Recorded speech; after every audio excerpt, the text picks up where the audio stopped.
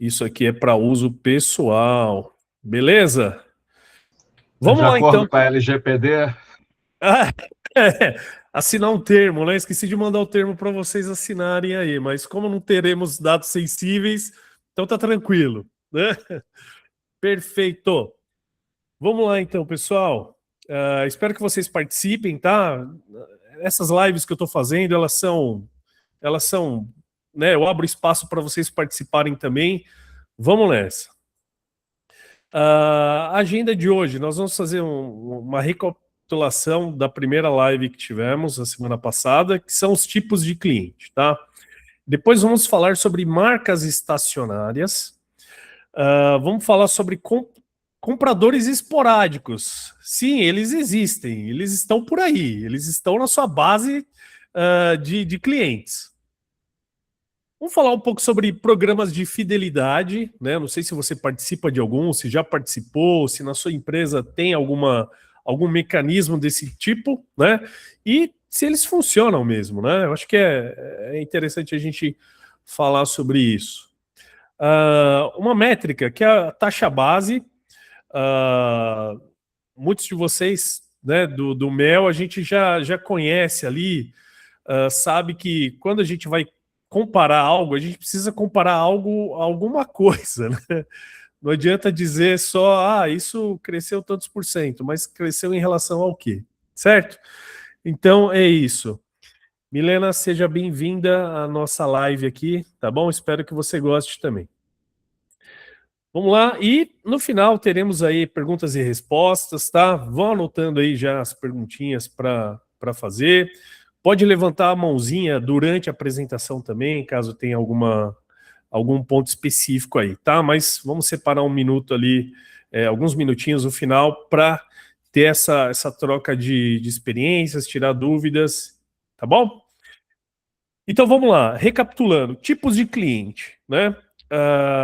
Muitas vezes a gente olha para o cliente só a questão psicográfica dele, né? Idade, renda, né? Localização geográfica e tal. Mas quando a gente começa a pensar em lucratividade, a gente precisa olhar esse cliente em dois eixos, né? Um deles é a lucratividade, e aqui pensando também na viabilidade de um negócio, né? Então, a gente tem aqui a lucratividade por lealdade. Um estudo que foi feito, né, com 16 mil clientes, identificou o seguinte: quando a gente fala de fidelidade, de churn, não churn, né, isso seria 0,1, mas vai além disso. Por quê? Nós temos os clientes que são os amigos verdadeiros, aqueles clientes que são lucrativos, eles realmente têm um alto impacto financeiro na tua empresa e eles estão contigo, eles são leais, estão por um tempo com você, né? Em contrapartida, nós temos as cracas. São aqueles clientes que, poxa, eles não são lucrativos, mas eles estão com você há um tempo, né? Para quem não sabe, craca é um bichinho que fica no casco do barco, né? Então o barco ele vai levando esses caras, né, por onde ele vai, tá ali, não coopera muito ali para o barco, né? Mas ele tá junto, deixa até mais pesado, na verdade, né? E isso acontece em vários segmentos. Você pode ter uma base de clientes gigantesca. Quando você começa a avaliar a lucratividade, talvez eles estejam com você um bom tempo, mas você está investindo mais do que recebendo desses clientes. Nós temos as borboletas, né? São aqueles clientes lucrativos, sim, mas eles ficam pouco tempo com você. São clientes que vão sair de qualquer jeito, né? Muitas vezes eles estão testando soluções diferentes, eles estão testando produto, eles estão numa jornada ali, né, de compra, tem um perfil diferente e eles vão sair. São borboletas, eles têm asas e vão sair, né? E às vezes o empresário, às vezes a empresa fica muito ressentida com base nisso, né? Avaliar a retenção de clientes e aqueles clientes que estão saindo, isso pode gerar um transtorno imenso para algumas equipes, né? Mas entender o comportamento desses clientes nos força a trabalhar de maneira muito mais adequada com esses clientes, principalmente na comunicação, principalmente no marketing. E os clientes estranhos, eles não são lucrativos, eles estão ali só para, né, testar preço ou alguma coisa assim, e eles não são leais, então eles vão fazer pequenas compras, poucas vezes, e você não conhece eles direito, eles não conhecem você direito, né? Eu tenho certeza que se cada um aqui olhar a sua base de dados, né, investigar ali o perfil de clientes, quando você cruza lucratividade com lealdade, e lealdade pode ser tempo, né, de casa, número de compras, enfim, você vai definir lealdade aí dentro do teu negócio, né? Você vai identificar esses 4 tipos de clientes, tá? Então, beleza, mas é o seguinte, saber em qual quadrante um cliente está ainda não diz se o seu marketing colocou ele lá ou se ele teria aparecido de qualquer maneira. E essa é uma grande dúvida, né, que os profissionais de marketing têm. Existe uma discussão gigantesca em relação à efetividade das ações de marketing. Hoje nós temos muito mais meios, né, para impactar os clientes, e esses meios de impacto eles também estão se tornando meios de conversão e meios de compra, né? A gente tem o WhatsApp, por exemplo, a gente tem o TikTok, a gente tem ferramentas que eram inicialmente para gerar impacto, gerar conversa, que hoje já estão trilhando ali um caminho de conversão, de e-commerce mesmo, né? E para alguns segmentos, segmento de varejo, por exemplo, isso é muito importante. Porém, analisando os clientes, a gente precisa também analisar qual é o efeito do marketing em cada um desses clientes. Por quê? Às vezes você está investindo, você está colocando dinheiro, né, para o cliente do tipo errado. O cliente que vai ter uma resposta errada e nem sempre traz ali o retorno que você espera. Certo? Então, vou falar um pouquinho sobre marcas estacionárias, tá? Esse gráfico que vocês estão vendo aqui, né, ele mostra o ano 1 e 5 anos acumulados, né? Marcas estacionárias é o seguinte, elas não estão crescendo a sua base de clientes, elas não estão investindo tanto ali no crescimento desses clientes, né? É um comportamento que é observado nessas marcas, tá?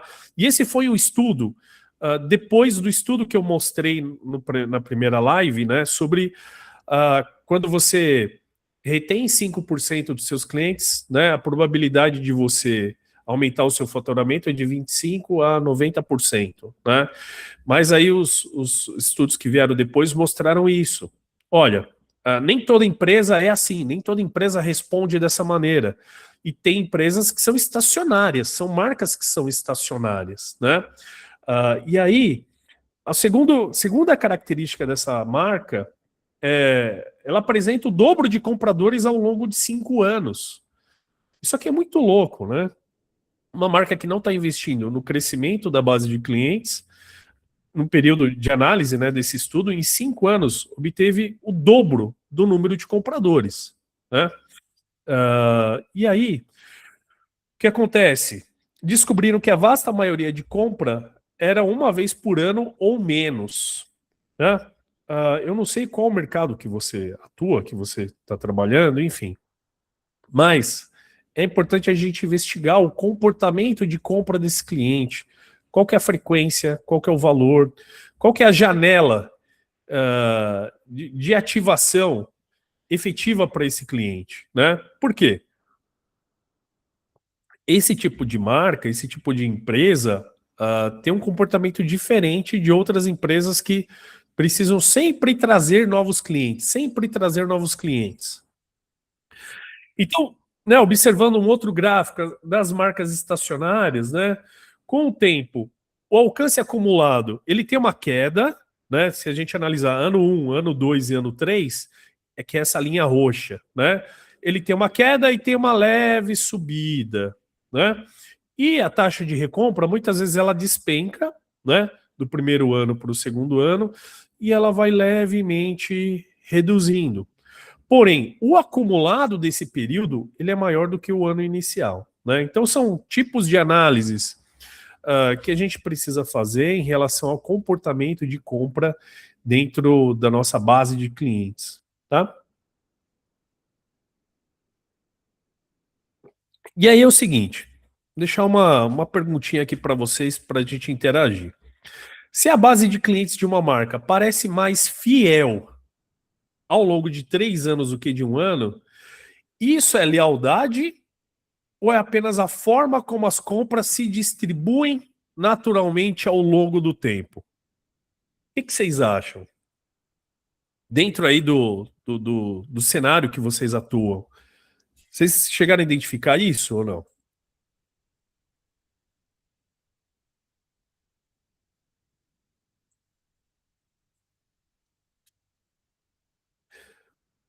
Muito relativo, o Vladimir colocou aqui, né?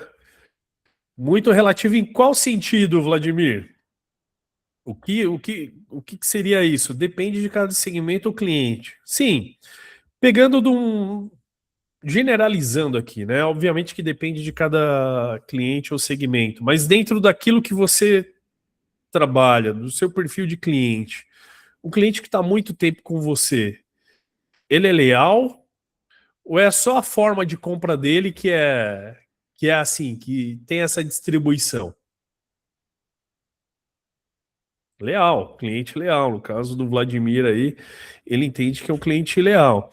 Ah, tem empresas que trabalham no modelo de assinatura ou compras recorrentes, né? Obviamente, para esse tipo de cliente, a lealdade ela pode sim ser caracterizada pelo tempo, né? E pela renovação dessa assinatura ou dessa compra, né? Mas isso também reflete o comportamento de compra desse cliente, né? Qual que é a necessidade dele de compra disso? O modelo, muitas vezes, espelhou esse comportamento dele. Então, por exemplo, uma assinatura mensal, por exemplo, Claude, né? Anthropic, Gemini, as ferramentas de IA, né? Ah, não sei vocês, mas eu faço a compra mensal disso, assinatura mensal dessas ferramentas, né? Por quê? Existe uma necessidade em determinado mês que eu preciso usar mais, então acabo adquirindo mais tokens, mais créditos para usar com a API, e além da assinatura normal, mas isso é variável por conta do meu negócio, né? Dos meus projetos, das minhas ações com os clientes. Então, isso é um perfil estipulado, né? Mas eu fiquei um tempo com a OpenAI, nesse sentido, nesse perfil de compra, né, mensal, e depois eu passei para Anthropic. Fiquei nesse mesmo tipo de consumo, né? E aí, o que é? A OpenAI já me considerou churn depois de um tempo, já são mais de 12 meses aí, né, que eu tô com Anthropic. E aí, já me considera como churn ou não? Isso é uma dúvida a ser trabalhada em cada negócio. Cristiano, diz aí. O próprio Vladimir falou a palavra relativo e eu concordo plenamente. Assim, tem tantas variáveis, mas tantas variáveis nessa observação, porque começa pela própria empresa, nós, individualmente falando, né, de como a gente se mostra para o mercado, qual é o momento que a gente está no mercado, qual é o momento econômico que existe. Então, Uhum. por exemplo, eu tenho um cliente, você falou em lealdade, eu tenho um cliente que está comigo há 16 anos, muito antes de eu ter sequer empresa registrada. Ele está comigo há 16 anos com 4 projetos. Mas eu já tive clientes que entraram e saíram. Tem clientes aqui que entraram, só fizeram um projeto e não quiseram seguir. Foram os E aí borboletas, depende, né? foram os borboletas. E depende do contexto de cada um deles e de seus respectivos mercados. Uhum. Então, número de uma forma fria, a gente pode fazer um recorte para qualquer lado. Mas quando você conversa com o cliente, tem a oportunidade aí, que eu acho que a internet tem essa natureza que é muito bacana, da gente medir o máximo de dados desses possíveis com os feedbacks de cada um dos clientes, ainda que a gente construa isso para que a gente colha as hipóteses que a gente quer ter. Isso. Então, assim, todas as respostas, eu não acredito em respostas simples.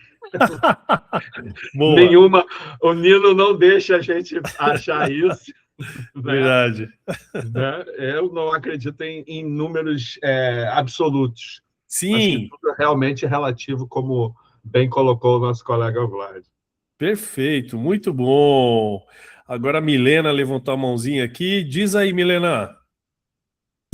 Bom dia, pessoal. Bom dia, Cairo. Bom dia. Primeiramente, eu vou pedir desculpa por estar com a câmera desligada. Tá tudo bem. Eu detesto conversar com câmera desligada e detesto que conversem comigo de câmera desligada. Tá tudo bem. Mas hoje é o necessário.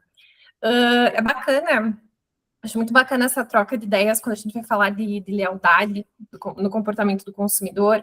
Porque, assim, vocês estão trazendo exemplos, por exemplo, da assinatura recorrente de ferramentas e tal, e eu estou começando agora, né, a trabalhar um pouquinho mais a fundo as estatísticas de comportamento do consumidor, e eu trabalho muito com o nicho wellness.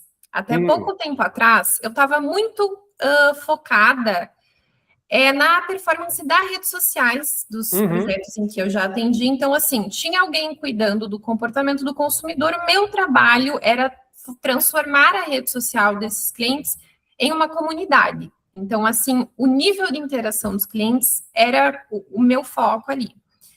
E hoje eu tenho tido a oportunidade de participar mais nessa parte de retenção de clientes, trazer...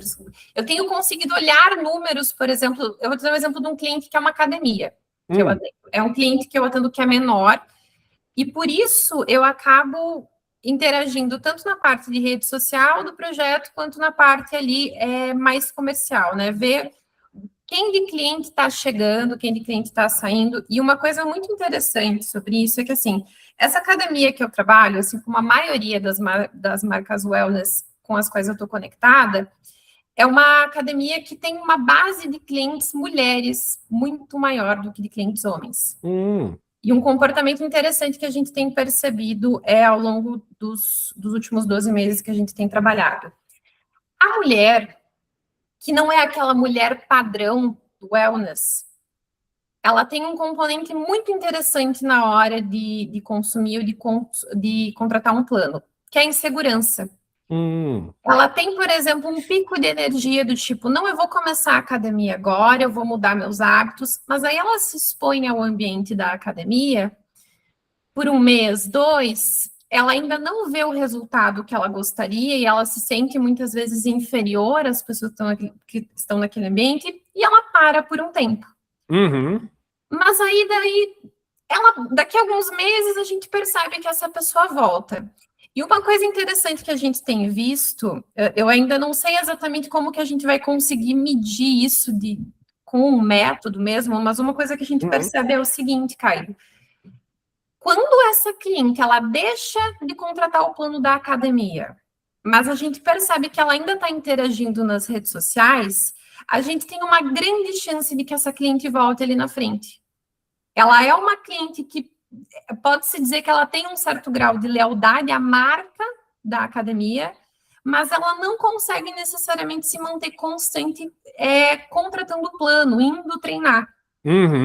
Esse é um comportamento que a gente tem percebido, de forma que essa estratégia de conteúdo de rede social mesmo, de transformar a marca, né, o Instagram da marca em uma comunidade, onde essa cliente, mesmo não contratando o plano por um tempo, ela consegue interagir, ela consegue consumir conteúdo, tem nos ajudado a recuperar essa cliente lá na frente. Então, por exemplo, ela se torna uma cliente sazonal, e a gente não consegue necessariamente considerar um churn ela parar ali por um ano, que seja, às vezes. Porque essa janela de tempo é ela está importante. engajada na marca, mas ela não está preparada necessariamente para contratar o nosso serviço naquele momento, sabe? Então, essa estratégia de marketing de conteúdo é algo que tem dado certo para a gente reter os clientes ali durante um tempo maior, sabe? Então, legal, boa. É bacana. Que bom que você tocou nesse assunto, Milena, porque isso também vou abordar aqui nessa apresentação de hoje, né? Porque cada cliente, cada segmento de cliente tem uma janela específica de tempo, né? Para a gente observar. E legal que vocês já estão fazendo essa análise aí, já tem esses dados para observar 12 meses, por exemplo, porque aí você começa a entender alguns padrões, né, de comportamento, como esse que você trouxe, né? Então, é muito importante para as marcas se atentarem a isso, né? E isso reflete até na expectativa também dos clientes, né? Porque se a pessoa ela entra e espera resultado em um mês, né? Ela está com uma expectativa, de repente, muito acima, né? E essa jornada que a marca faz com essa cliente é importante, né? Para educar, para ajudar a equilibrar as expectativas e para ativar ela no momento certo, dentro da expectativa correta, né? Porque aí o seu trabalho de manutenção com esse cliente, ele é muito mais fluido, né? Mas, novamente, você só consegue isso tendo esses dados, tendo esses inputs e fazendo as avaliações certas. Você está no caminho certinho para achar essas respostas, Milena. Muito bom, parabéns, hein? Agora o Cristiano levantou a mãozinha aqui. Vamos lá, Cristiano. Então, Cairo, desculpa. O que a Milena falou me lembrou uma situação bem clássica, né? Que é citar a Kotler todas as vezes que a gente vai falar de marketing, né? Eu tô com a cola aqui, inclusive, da frase, né? Marketing não pode ser visto apenas como um setor, e sim como parte decisiva para o negócio, né? Sim. Então, por exemplo, nessa situação que ela levantou da cliente ir na academia, que é um serviço presencial, o marketing ele está a par quando a pessoa tem uma expectativa e não é informada dentro da instituição essa expectativa ser trabalhada. Então, assim, não adianta o marketing fazer esse trabalho e a empresa física, presencial, não complementar, não convergir na mesma dinâmica de produção de conteúdo, de engajamento. E eu estou falando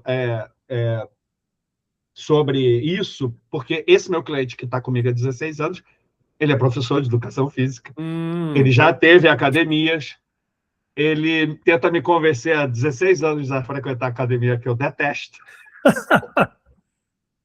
E a Milena vai te convencer. A Milena vai te convencer a você entrar na academia. Eu fui convencido, tem 2 meses. Eu estou frequentando há 2 meses. Boa. E assim, é bem clássico na academia não ter essa interação com tudo que é falado nas redes sociais, por exemplo, ou nos seus sites, ou nas plataformas. Então, trazer todo o entorno da marca, que ela não é só a expressão online, mas a empresa como um todo, para toda essa visão que ela tem de negócio, é essencial. Porque o nosso trabalho, que é de comunicação, de análise desses dados, eles podem estar até coerentes. Mas se a gente não fizer esses dados entrarem na cabeça de quem atende in loco, fica perdido, né?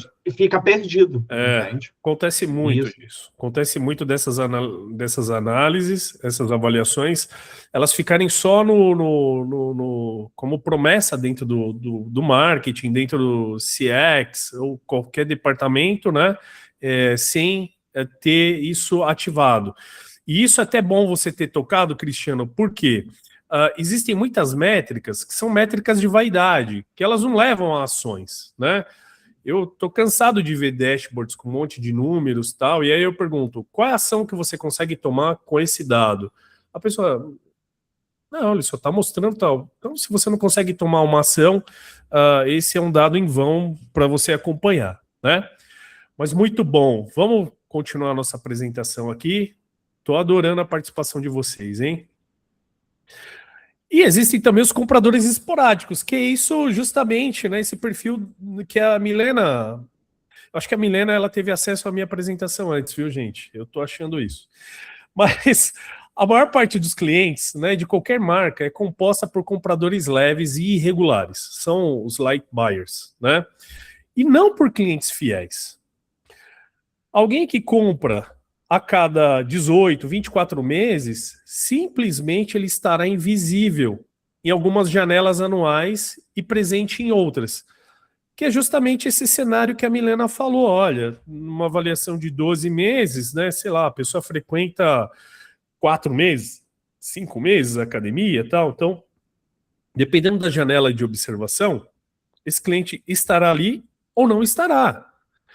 E isso, nós, profissionais de marketing, né, de dados, de relacionamento com o cliente, a gente precisa ter isso muito bem alimentado, né, para justamente fazer as perguntas corretas para aqueles dados, aquelas análises, né?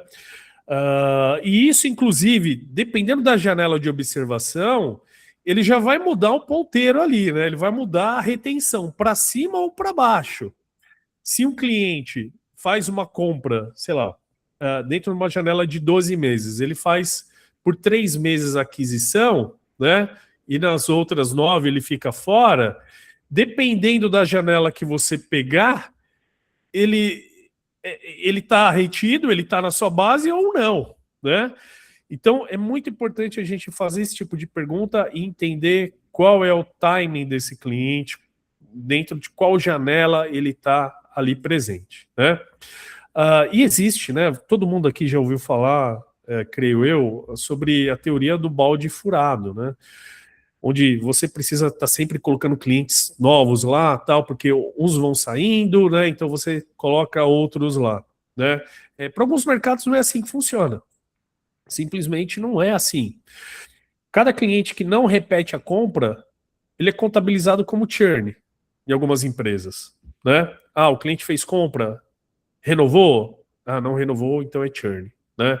Já é automático em alguns cenários, em algumas análises. A verdade, muito disso está relacionado ao comportamento de compra, que não é frequente desse cliente. Não é problema se ele deixou de fazer negócio com você ou não, se ele é um churn ou não, mas é o comportamento de compra desse cliente, né? Então, um cliente que compra 3 vezes no ano, você vai forçar ele a comprar 6 vezes? Não, o comportamento dele é de 3, não adianta, né? E você lá gastando crédito, né? Enviando e-mail marketing, 10 e-mails marketing por dia para esse cara, né? Na tentativa de reativar ele. Mas, peraí, você olhou o comportamento disso? O que ele está dizendo, esse comportamento dele? É isso que acontece, né? Aqui, por exemplo, uma simulação. Então, você tem o cliente A, né?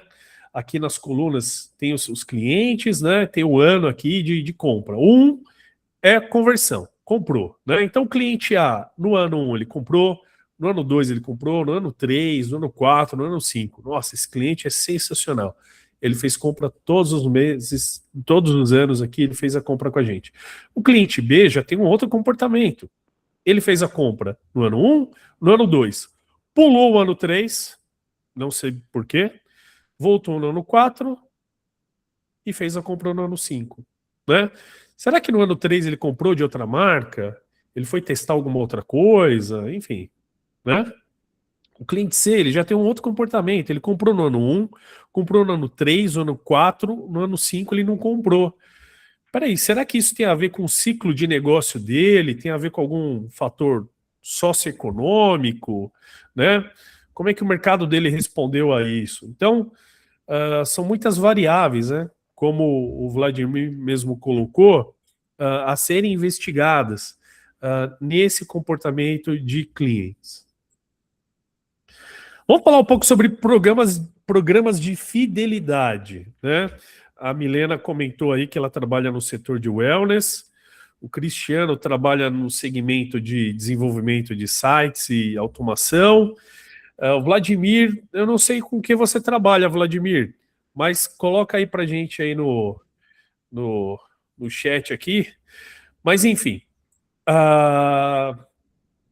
essa matéria saiu recentemente, tem acho que 2 ou 3 dias, tá? O selinho vira estratégia para vender mais no supermercado.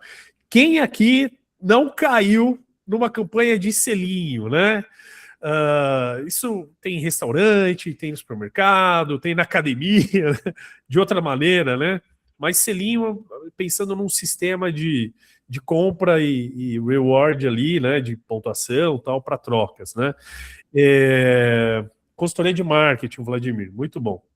Então, o selinho, será que ele funciona muito bem? Será que ele converte mesmo? Será que ele traz, né, esse resultado que muita gente fala, né? Você passou a comprar mais por conta dos selinhos? Mudou o teu comportamento ou não? E aí teve um estudo que também foi feito em relação a isso, né, sobre programas de fidelidade. E algo que a gente deve considerar nas nossas estratégias de marketing e análise de dados, né? Em grande parte, né, esses programas de fidelidade, eles recompensam o comportamento existente, em vez de criar um comportamento novo. Então ele está recompensando quem já compra, né?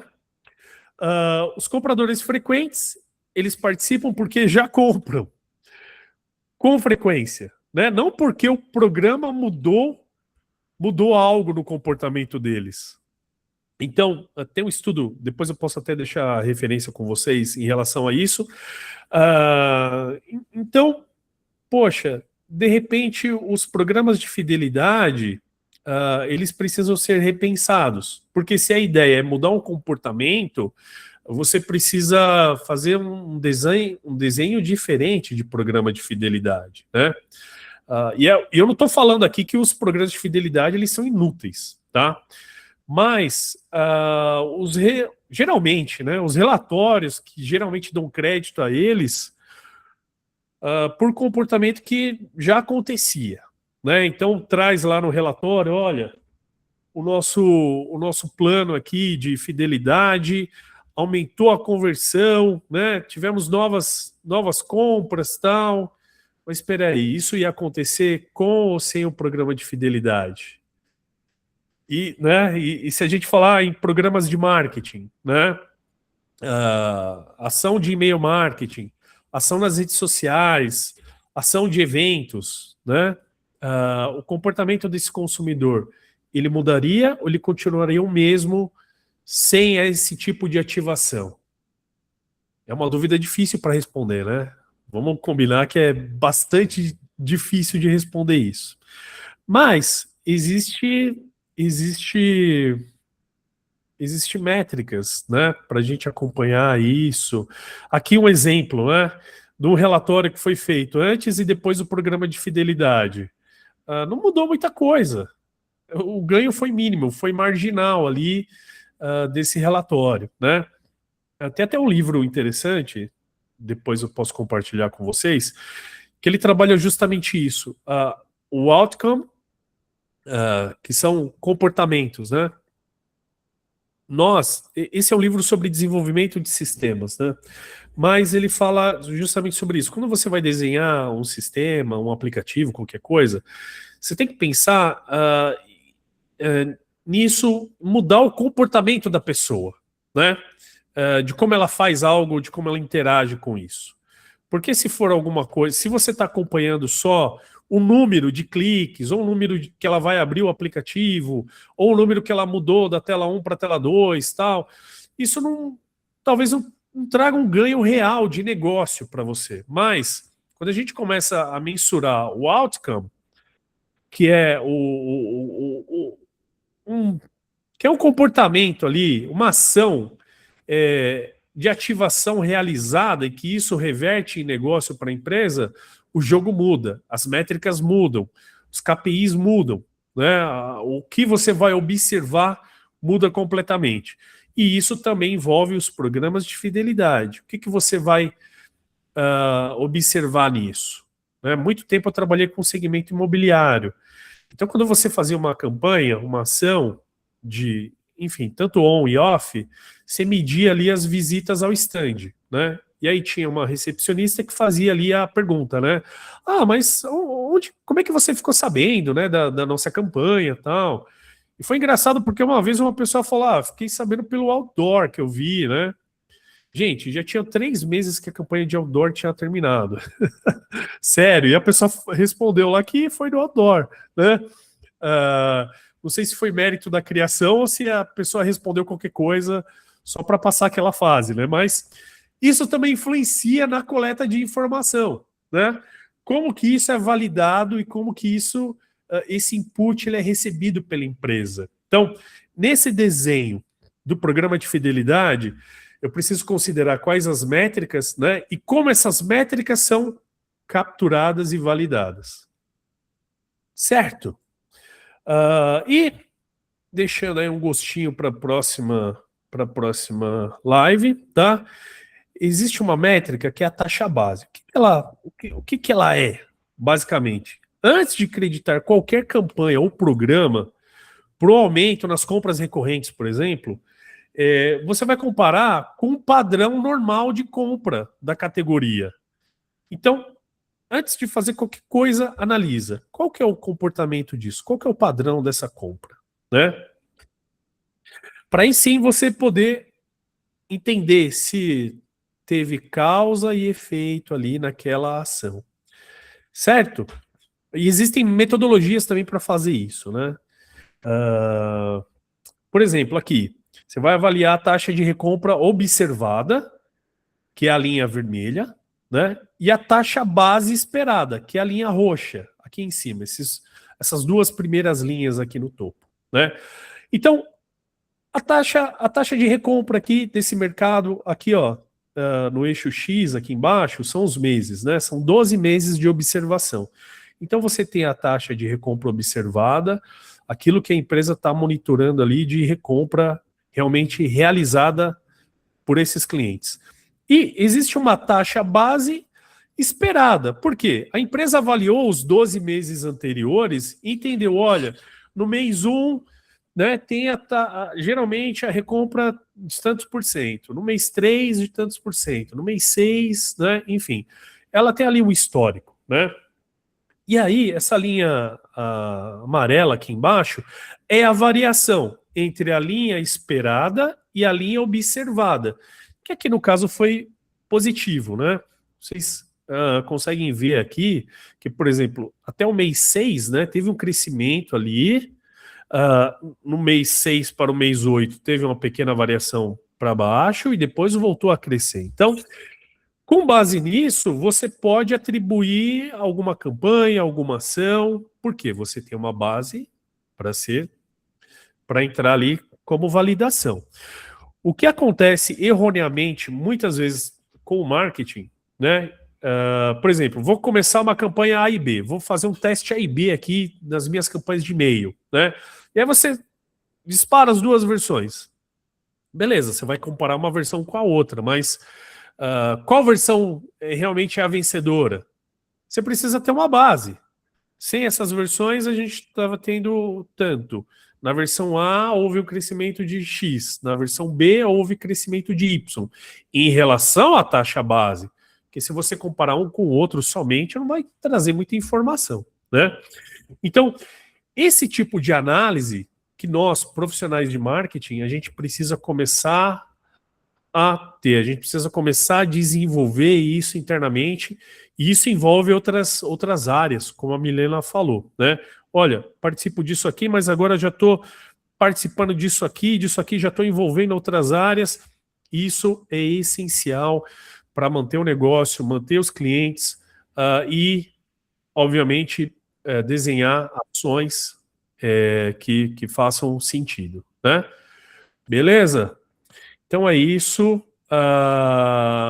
Vamos para nosso bate-papo aqui. Milena, me diga, Milena, fala aí, deixa eu voltar aquela telinha lá, tá? Diga. Cairo, eu tenho mais uma dúvida, na verdade. Por exemplo, em situações que a gente, digamos assim, que a gente meio que perde a nossa taxa base. Sei lá, tu tá atendendo um negócio, esse negócio vai mudar de endereço, Tá. e aí tu tem ações para divulgar a inauguração desse endereço. Sim. Só que tu perde totalmente a tua base. Por exemplo, sei lá, um negócio que estava numa localização mais central, e aí ele vai, por exemplo, para uma localização mais de bairro, por uma estratégia de redução de despesa fixa, por exemplo, tu não tem essa taxa base. Tu tem alguma, pela tua experiência, assim, algum quebra-galho, digamos assim, que a gente pode fazer para ter minimamente uma base de mensuração do sucesso das ações que a gente faz nos meses iniciais ali? Porque, por exemplo, o próprio fato de tu ter se mudado, tu tá num lugar em que as pessoas enxergam teu endereço pela primeira vez, tem curiosidade de conhecer, às vezes tu tem ali tanto que é o que acontece, né? Tu tem um super bom ali nos primeiros 30 dias pela questão de curiosidade da própria mudança de espaço fixo. Sim. E, paralelamente, tu tem as campanhas ali de divulgação do teu novo espaço rolando. Pela tua experiência, tem alguma gambiarra que a gente possa fazer, por exemplo, ou é um processo ali que a gente passa meio no escuro, porque tu precisa realmente que o tempo passe e que tu tenha os novos parâmetros do que é o basal? Sim, nesse caso, excelente pergunta, Milena. Nesse caso, você pode observar, ter como taxa base o teu segmento, né? Então, obviamente, você vai começar uma nova unidade, né? Vai gerar expectativa ali, vai trazer novos clientes. Você não tem a base para aquela unidade específica, naquela região específica. Porém, você pode usar como taxa base o teu segmento, né? Durante um tempo eu atendi Smart Fit, por exemplo. Na época que Smart Fit, sei lá, a cada semana os caras estavam inaugurando uma nova unidade, né? E às vezes eram unidades até próximas, né? Endereços próximos, assim. Na campanha de marketing, por exemplo, que a gente desenvolvia por geolocalização, né? Então você definia um raio ali específico para aquela campanha. A gente não tinha os dados daquela unidade, porque ela era uma unidade nova, mas a gente tinha os parâmetros daquele segmento. Então a gente sabia que o CPL custava em média, né, dentro daquele segmento, daquele perfil de campanha, para aquele perfil de cliente, tanto. Então a gente, com essa expectativa, a gente lançava as campanhas da nova unidade, né? Mas é muito sobre isso. Você pode trabalhar os dados que você tem do segmento, tá? E obviamente você tem que considerar também, você não pode trabalhar esse dado puramente real, que ele automaticamente ele vai se comportar da mesma maneira naquela região. Eu digo isso porque, às vezes, regiões muito diferentes, com perfis muito diferentes de público, né? Essa taxa vai puxar para cima ou vai puxar para baixo. Isso é o esperado, né? Mas você pode comparar com regiões próximas, ter ali dentro do teu mercado uma proximidade em relação à expectativa daquilo. Ajudou? Show, muito obrigada, Cairo. Ajudou bastante. Legal, boa, boa. O Cristiano, você tinha levantado a mão aí? Não, eu só coloquei no comentário um complemento da pergunta da Milena, né? Não só de quando a gente entra num projeto que existe algum dado, minimamente, mas numa situação como ela levantou de ser uma outra unidade e tal, mas na situação de que você entra numa marca que não tem nada, é a primeira vez que ela faz. E aí essa resposta já vale também, então já supriu. Sim, e também depende muito dos dados que você tem, né? Por exemplo, quais dados que você tem para essa operação hoje, Milena? Você tem, não da unidade nova, mas do cenário. O que você tem de dados de cenário para analisar hoje? Basicamente, a situação é a seguinte, Cairo. esse negócio, ele passou 3, 4 anos em um determinado local, aí ele mudou para um novo endereço, mas assim, ele mudou para um novo endereço que tinha uma dimensão de custos, de despesas fixas maior do que o anterior, assim, absurda. Era uma academia pequena, foi para um prédio de 4 andares. E ela chegou, inclusive, para fazer consultoria financeira, cara, com o Lucas, no início do ano passado. Eles tinham acabado de mudar de espaço. A mulher mudou, assim, sem ter noção nenhuma do que ela estava encontrando pela frente, sem ter caixa para bancar a operação. E aí ela conseguiu ficar 6 meses nesse local. Então, assim, a gente não tem muita consistência nem dos dados do local atual. Por exemplo, agora que a gente está entendendo, por exemplo, a taxa de churn dela, que a gente está conseguindo pegar uma média de novas inscrições de aluno por mês, que a gente está começando a entender a sazonalidade. Claro que a gente já tem, por exemplo, academia, a gente tem uma sazonalidade geral ali, né? Tem alguns meses que, para o setor, a gente sabe que são a safra, e tem outros meses que são horríveis, tipo agora, mais no frio, a gente tem uma taxa de churn absurda. Só que agora que a gente está começando a ter um pouco mais de clareza sobre isso. E aí a gente, né, conversando com eles e tal, a gente entendeu que não tínhamos mais condições de estar nesse local por conta das despesas fixas. E ela está mudando de endereço. Entendi. Aí agora eu vou entrar nesse projeto para conseguir contribuir na parte de marketing. Né? Eu tenho essa experiência com outras marcas, outras empresas do wellness, eu estou entrando para contribuir aí, mas a gente tem muito pouco dado. A gente tem aí essa base, basicamente, dos alunos, né? Taxa de churn, número de novos alunos por mês, o sistema dela, que ela utilizava também, é um sistema que tem algumas inconsistências na geração de relatórios. Nós estamos nessa migração de sistema também, e eu estou literalmente no escuro, assim. Então, eu vou ter que pegar ali eu acho que os dados de mercado, ali da região e tudo mais, dar uma olhada, ver se tem um comportamento parecido com o que a gente está vendo nesse espaço que ela tem, porque do espaço antigo nós não temos dados, e aí, né, não trazer muitas projeções nesse início, ver como se comporta, pelo menos nos próximos 3 meses, para a gente conseguir ter uma base melhor, mas assim, é literalmente no escuro e com essa sucessão de mudança de endereço. Sim, sim. Para academia, eu me lembro, era engraçado, porque a Smart Fit, ela, dentro da operação deles, era engraçado, algo que eu observei, assim, tá? Não peguei do marketing isso, mas era assim, tinha um McDonald's, a Smart Fit estava perto. Né? Não sei se na região de vocês é assim, né? Mas era de frente, assim, né? Eu até brinquei com a minha esposa, eu falei, nossa, eu acho que o pessoal tá malhando e olhando pro McDonald's, ou o contrário, o cara tá lá comendo sanduíche e tá olhando pra academia, falando, eu preciso comer menos, eu preciso fazer atividade, né?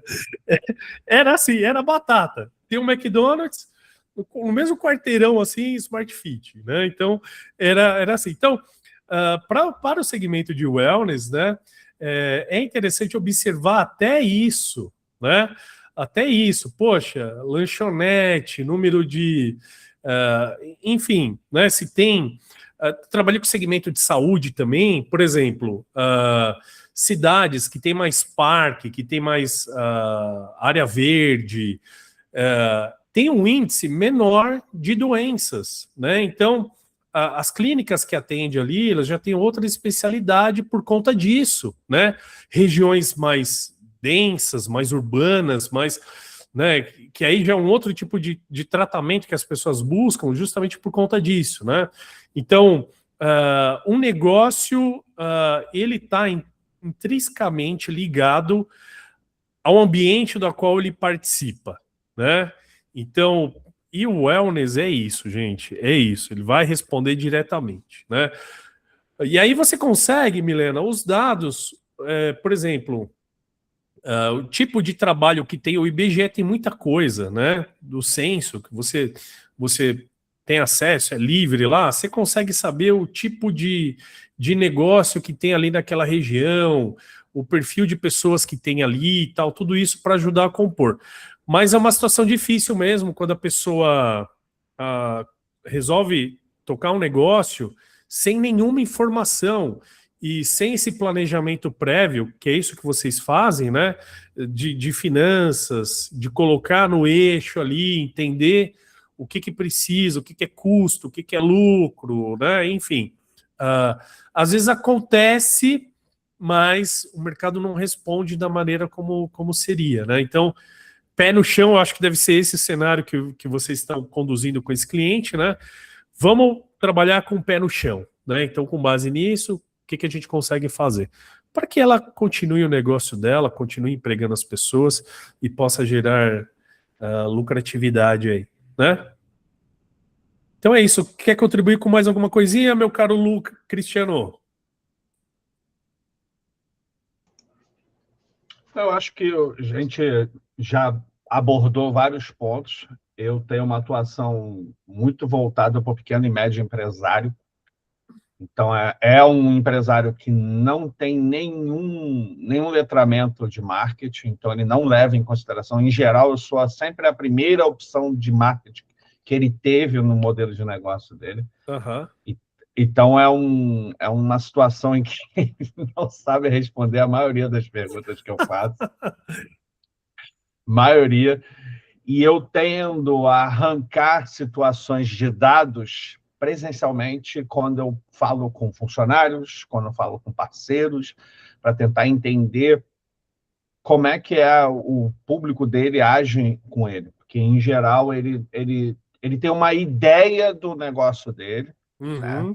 Por ser conhecedor do segmento, mas ele pouco conhece, e aí Simon Sinek na veia, né? Ele pouco conhece de pessoas, não sabe dizer absolutamente nada do que motiva uma pessoa a ir comprar naquele produto ou serviço dele ou de um concorrente. Ele não sabe fazer essas respostas, né?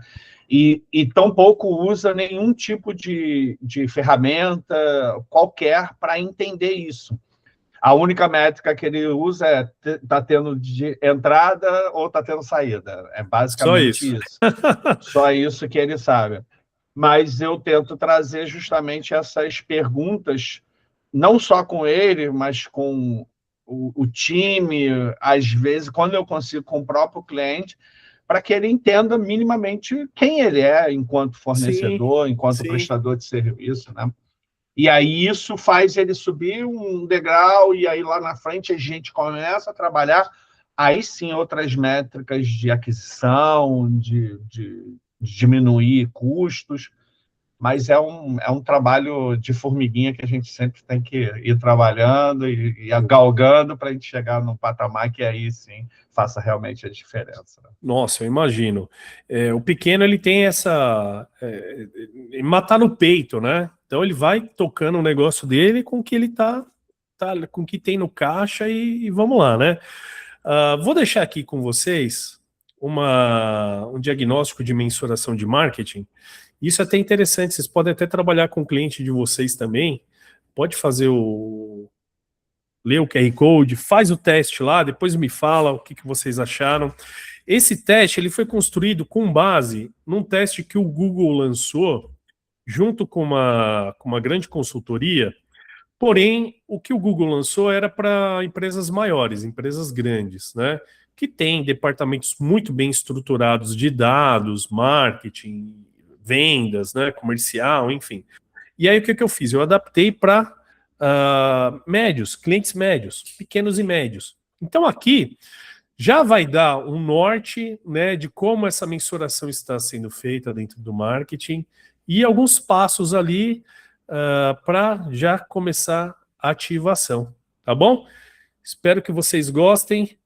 Pessoal, então é isso. Muito obrigado pela presença de vocês, foi sensacional. Na semana que vem, no mesmo horário, já bloqueia na tua agenda, nós vamos fazer a terceira parte dessa série, que aí eu vou mostrar como que isso é feito, tá? Como que esse trabalho dessa análise de tudo que nós fizemos, né, dessa análise de taxa base e qual que é a incrementalidade que o marketing adiciona, né, em resultado e como mostrar isso para as empresas. Então vai ser um pouco mais prático aí no nosso próximo encontro, tá bom? Muito obrigado, Milena, muito obrigado, Cristiano. Espero que vocês tenham um excelente dia. E é isso aí, muito obrigado. Espero que tenham gostado. Obrigada, pessoal. Até mais. Valeu. Até mais.